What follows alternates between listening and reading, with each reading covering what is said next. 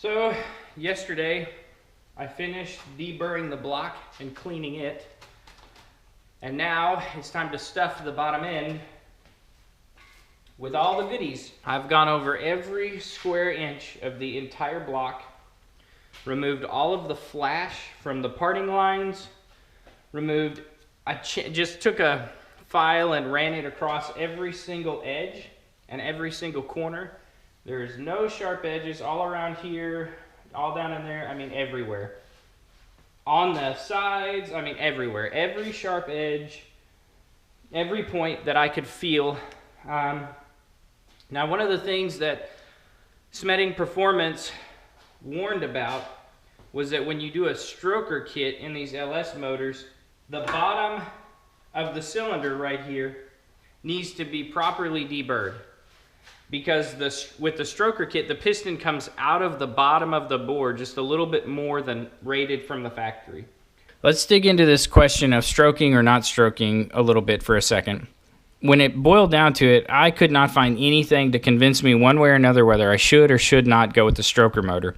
Yes, you get the extra displacement and the extra torque, but is it worth it if it cuts the lifespan of the motor down to 10,000 miles? So I talked to them at Smedding Performance, and they do thousands of engines every year, and he said the only time they ever see is an issue is when somebody goes more than a 4-inch stroke on a stock block. If you want to do more than a 4-inch stroke, you've got to have aftermarket sleeves. He said on a 4-inch stroke with a stock sleeve and an aluminum block or a cast iron block, it's fine because the piston does not hang out of the cylinder all that much extra than stock. I decided I would go with the stroker because I just rebuilt the 4.7 in my Dakota, and here you see a Dodge stock 4.7, the piston hangs out of the cylinder just a little bit.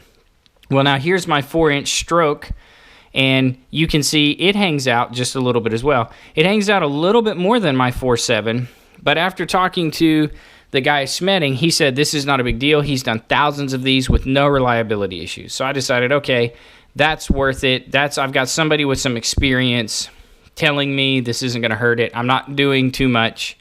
And the reason it's a big deal is because at the bottom of the power stroke or the bottom of the intake stroke, that piston can rock side to side if you're increasing that too much. And he said, that they've pulled engines apart where the rings were just barely inside the cylinder. And that's when you really start having problems. When you get, down there near the wrist pin at the bottom of this intake or power stroke, that's where you really start having problems. So after talking to them and doing a little bit of research and building my 4.7, I decided, okay, I'm going to go ahead and do it. I want the extra torque. I want the extra displacement. And I decided it was going to be fine for the situation that I'm in. For mine, I took my bare finger and rubbed around every single one of these cylinders. And there's nothing that will catch my bare skin. I literally tried to cut myself just to see. And I could not feel a snag, could not feel a burr, nothing I could catch my finger on. So either I lucked out and my block is just that way, or the guy that did the machine work, when he honed it and honed the cylinders, deburred the bottom of these perfectly. He actually did knock off some of the really big flash points, like right here, inside here. There's usually a whole bunch of flash, and he knocked the flash out of that. He knocked out the really big, obnoxious flash, but he didn't get all of it. And there were some spots, like inside here, inside these little humps, there was still flash that you could hang your finger on, like when you rubbed your finger, it wasn't smooth. So I just did more smoothing to make sure there's no sharp edges anywhere, because I want to see this thing hit 1,000 on the dyno. No way I'm going to drive it around like that on the street, but I want to have the tune safe up to 1,000, which means I'm probably going to have to run 30 psi or something like that. I don't know. We'll see. And in the VE table, you have to tune past where you want to go in case there's an overboost situation. So if you plan on running 9 psi, you need to tune 10, 12, whatever the next column or row in your tuning table is, you need to tune the next one. Because if it flirts with that line and there's nothing there, it'll go lean all of a sudden or something like that. So I'm planning on tuning out past where I'm gonna drive it just to make sure it's safe. So now it's just assembling all of the parts. I did the file fit on the rings the other day. So all the rings are filed. Everything is deburred. Everything has been washed.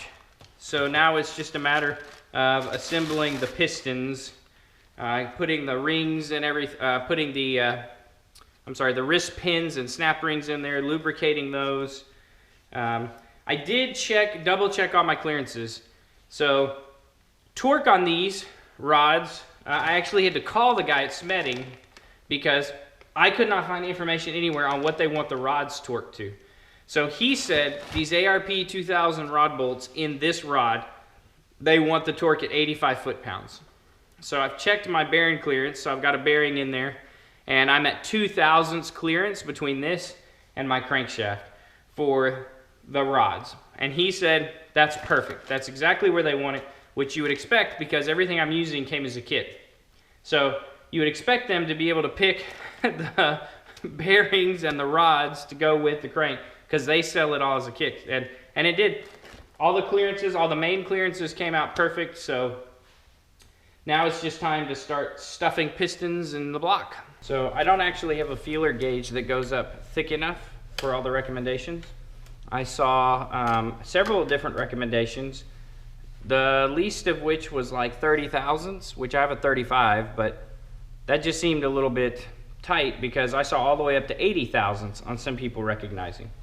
Where I ended up falling down on this was everybody said basically the only reason you want clearance between the moving parts and the block is if you spin a bearing or you eat up a bearing, that's going to give you some extra play in your rod, and you don't want the rod to hit the block and now you've got a catastrophic failure where if you spin a rod or you eat a rod, rod bearing, all you've done is messed up the bearing, and there's a good chance you can save your expensive parts.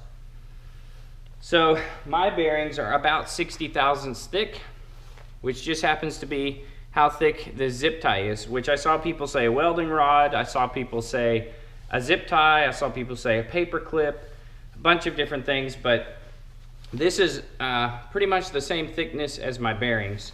So basically what I'm doing is putting this down in there between the block and the bolt and spinning it and making sure this passes all the way around it with ease. So that is how much needs to be taken off of the head to make it clear. And I'm not actually touching the flange part, which is what holds the bolt in. This part is only used whenever you're torquing it. And there's plenty of bite left on there for torquing it down. So now I'm going to go ahead and lubricate the bolt and torque it down and double check that I have enough clearance. So that is the clearance right there that you need. And I did not have to machine my block.